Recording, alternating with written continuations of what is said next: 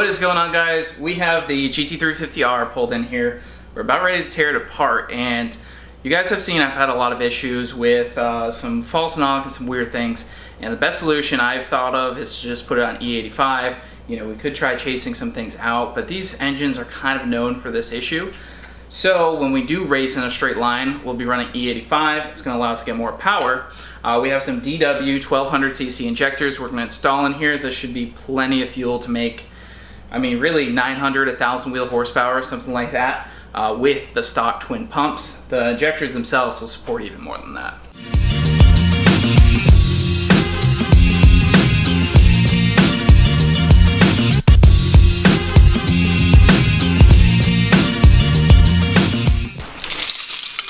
Dude, you got my tools on the ground? Yep. Damn it.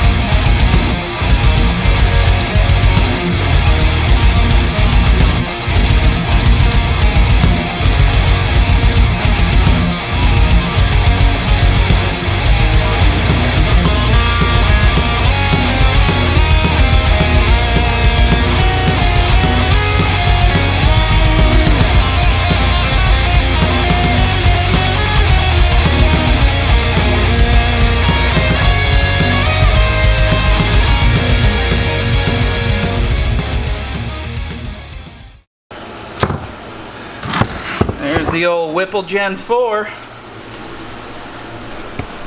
boost.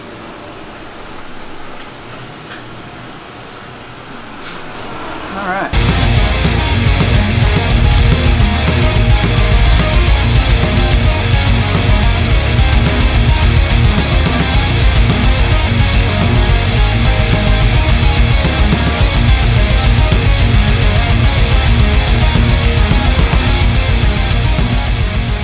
So we got the DW 1200 injectors. They're already set for the correct height, so we don't need to add any adapters. We do have to plug in these harness connections right here, and that just goes into the factory connector, and then these just have the different style connector. Nothing really to worry about. These will plug right in to the factory stuff.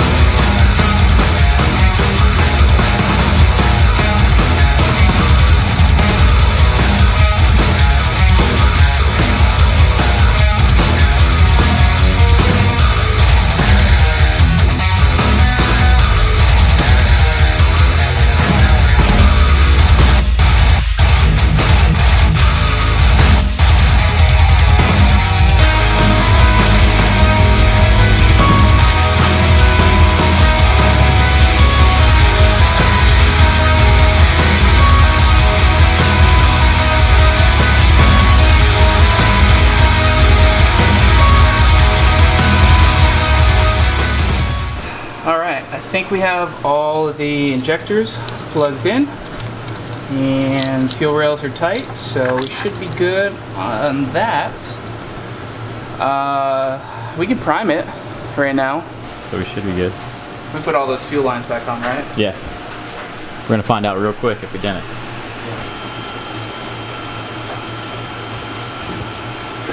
Yep.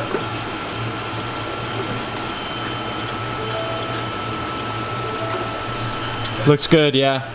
No leaks.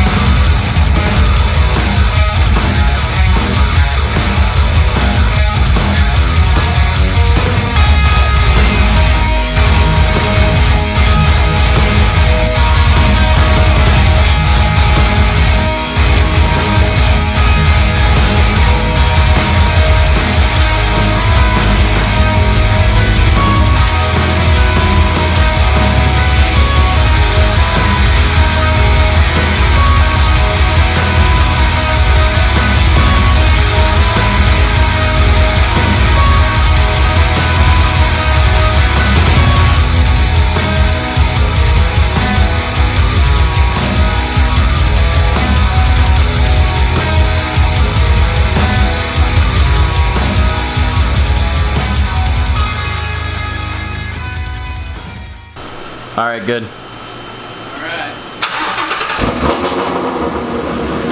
Oh yeah.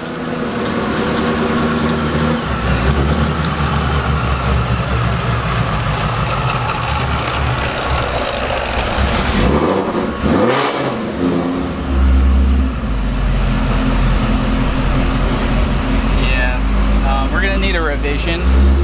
Oh no, it's getting better. It's getting better. It's correcting a lot. It's learning it, but we're gonna need a revision from Rob. But we're going down there Monday to put the car on the dyno, so it's not too big of a deal. I'm gonna send this log over to it, make sure it's okay, and then put it in the trailer for Monday.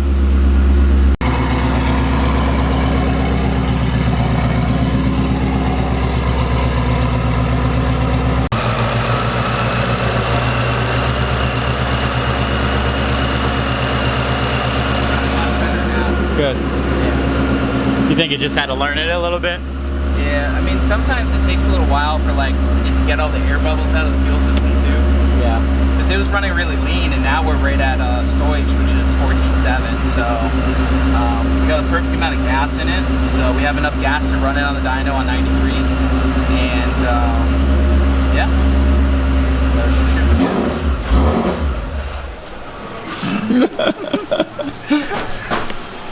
Camp life, bro.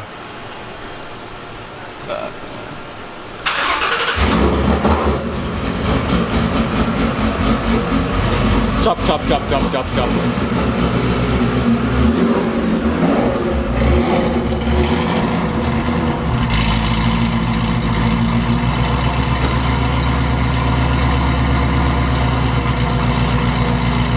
Alright guys, so we finished up the DW1200 injector install last night. So we do have one other thing to do. I did get a haircut, which was much needed, but we're gonna go ahead and do the spark plugs. These probably have some NGK TR7iX.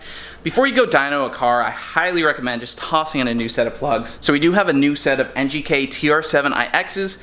We're gonna gap them somewhere around 26 to 28 thousandths, so let's go ahead and pull the plugs out of the car, and after that we should be 100% ready for the dyno. We'll load this car up in the trailer and head down to Palm Beach Dyno to make some power.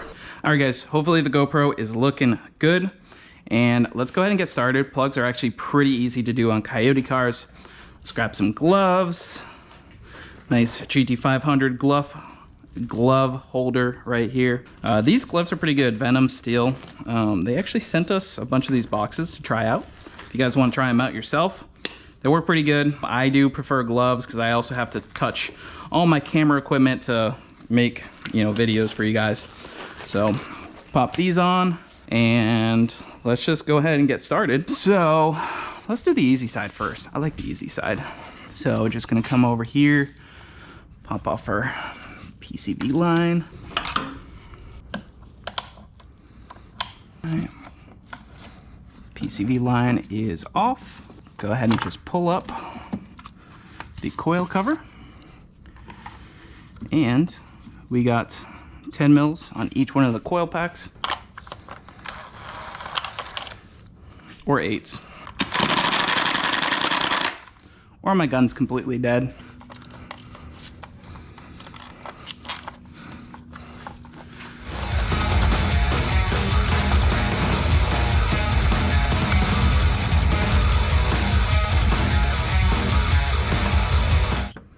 Don't drop these.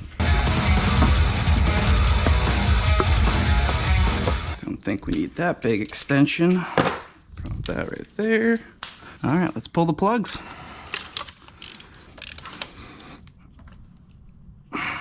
Damn. Someone put these in tight. Tighter than I like. There we go. Those are a little on the tight side. I don't like that.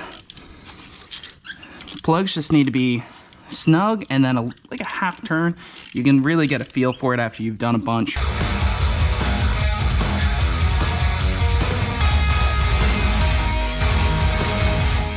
So for GT350s, this is the first time I've actually pulled the plugs on this car.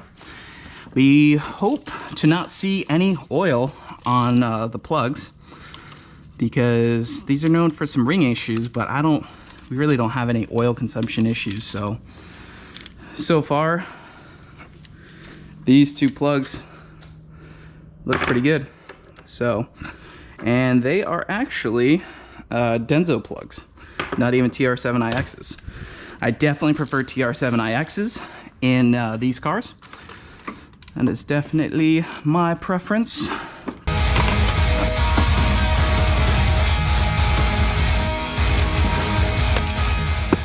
Having many different extension options for doing these spark plugs can really help you get in and out of these small places. Man, why are these plugs so tight? I think Brent Speed did the install on this car. Nothing against them, but man, these plugs are really, really tight. I prefer them significantly looser because you don't want to strip a spark plug hole. Granted, Jordan Modular Head Shop is a beast at fixing spark plug threads.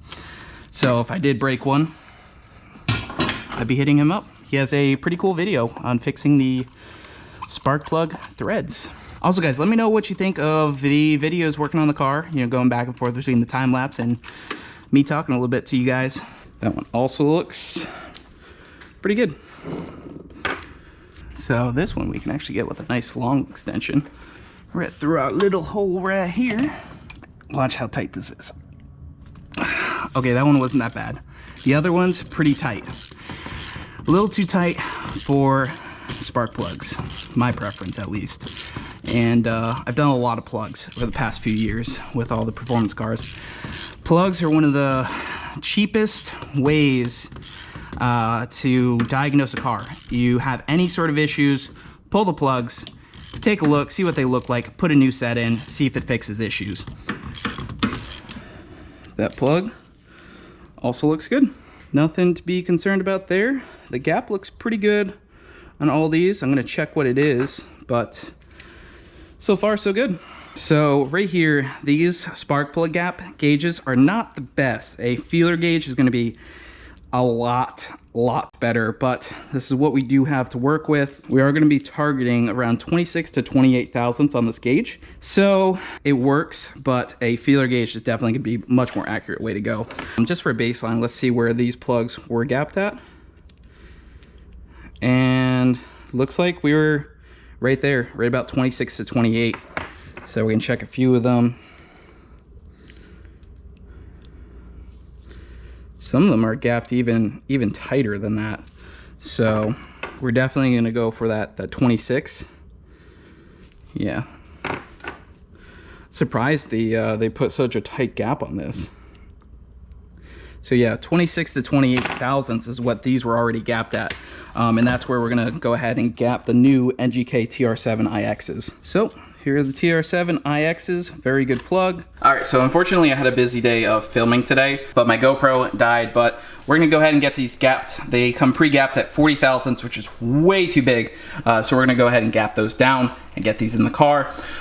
Guess I won't film the rest of it because, well, the GoPro died. It's the easiest way to film it, but we're gonna go ahead and get these plugs swapped in here and we'll check back in with you guys. All right, so since the plugs I took out of the car were gapped down in the neighborhood of 24 to 26 thousandths, I decided to go ahead and do that range for these as well. Anywhere between 24 and 26 thou, which should be plenty good for the around 13 pounds of boost on E85 that we're planning on. All right, so I just got all 4 plugs out on this side. We got all 4 in over there. Coils, everything's good to go over there. So on this side, we saw very similar results. It doesn't look like we have any burning oil. The tips all look dry, so that's really what we want to see on these plugs. I believe these plugs have at least 10,000 miles. Who knows? Don, I'd have to look back with Don and see when he put the Whipple on, because that's when these plugs would have been installed. So we're going to go ahead and install the other TR7iXs and get her finished up. Ready for the dyno, guys. All right, and just like that, we got the car finished up. Let's go ahead and start it up and pull it forward back into the garage, and it should be ready for tomorrow.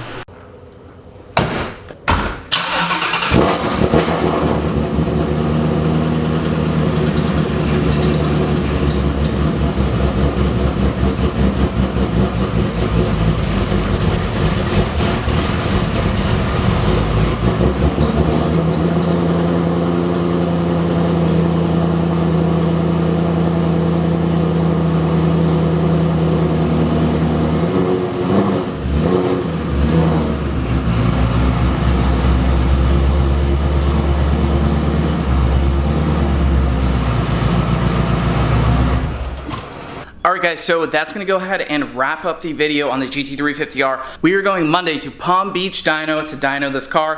Hopefully we can touch 900 wheel horsepower. If we don't, no big deal. But our goal is somewhere around 850 on the 3.6 pulley, somewhere around 900 on the 3.3. We'll see if we can do it. If not, no big deal. We're gonna make sure this thing's nice and safe, happy, and ready to have fun with. We're still gonna run 93 in it pretty much most of the time because it's really nice to have this car on 93.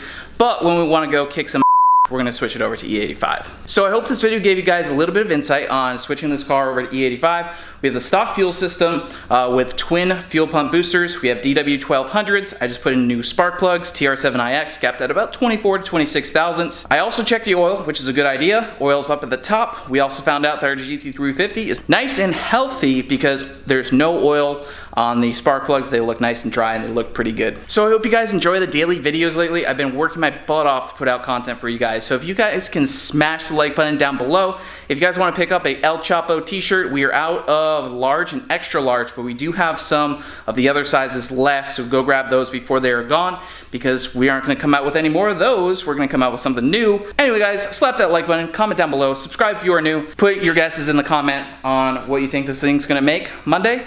And we'll see you guys in the next one.